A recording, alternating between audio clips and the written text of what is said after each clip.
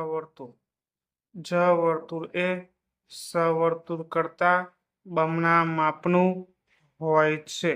ગુજરાતી ભાષામાં જ માટે સરખું વપરાય છે. જ વર્તુળ શબ્દની વચ્ચે. નિયમ નંબર 1. કોઈ શબ્દની વચ્ચે જ આવેલ હોય અને તેના આગળ પાછળની બંને રેખામાંથી એક રેખા વાંકી હોય અને એક રેખા સીધી હોય તો વાંકી રેખાના વળાંકની અંદરની બાજુએ જ વર્તુળ જોડાય છે. દાખલા તરીકે પજટ, પજટ, પજટ, પજટ, પજટ, વજડ, વજડ, વજડ, વજડ, વજડ, વજડ, કજબ, કજબ, કજબ, કજબ, કજબ, ગજર, ગજર, ગજર, ગજર, ગજર, દજમ, દજમ, દજમ, દજમ, ચજફ, ચજફ, ચજફ, ચજફ, ચજફ. નિયમ નંબર 2.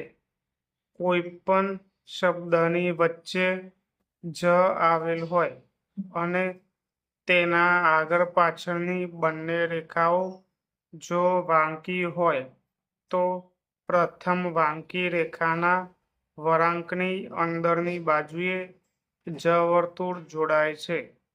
દાખલા તરીકે ટજડ,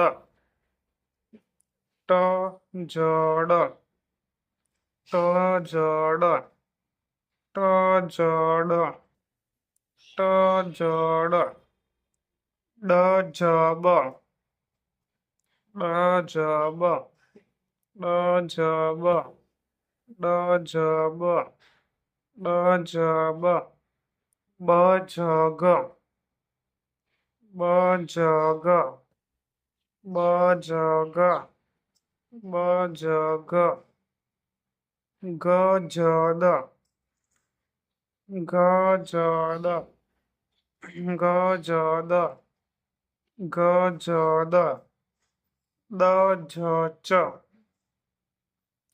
દજચ, દજચ, દજચ, દજચ, ચજત, ચજત, ચજત, ચજત. નિયમ નંબર 3. કોઈ શબ્દની વચ્ચે જ આવેલ હોય અને તેના આગળ પાછળની બંને રેખાઓ જો સીધી હોય તો કોઈ પણ દિશામાં ચોગડા જેવો આકાર થાય તેમ જ વર્તુળ જોડાય છે. પજવ, પજવ, પજવ, પજવ, પજવ, વજક, વજક, વજક, વજક, વજક, કજર, કજર, કજર, કજર, કજર, રજમ, રજમ, રજમ, રજમ, મજફ, મજફ, મજફ, મજફ, નિયમ નંબર 4 અપવાદ. શબ્દની વચ્ચે જ આવેલ હોય અને તેના આગળ પાછળની રેખાઓ સીધી હોવા સાથે એકબીજાને સમાંતર હોય તો નિયમ 3 મુજબ ચોગડા જેવો આકાર થતો નથી.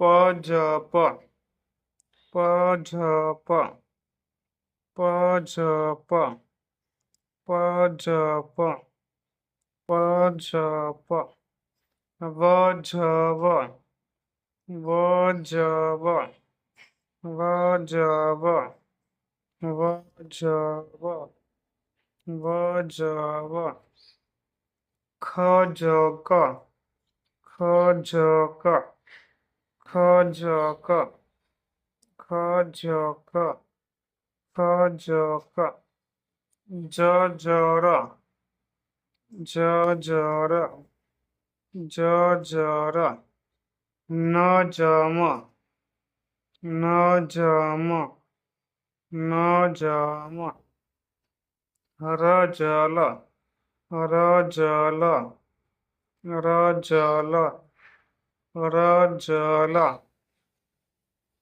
પ્રેક્ટિસ. ઉપરોક્ત તમામ શબ્દો ઓછામાં ઓછી 5-5 લીટી લખીને પ્રેક્ટિસ કરવા. પોતાની રીતે નવા શબ્દો બનાવીને રેખાંકન કરવું.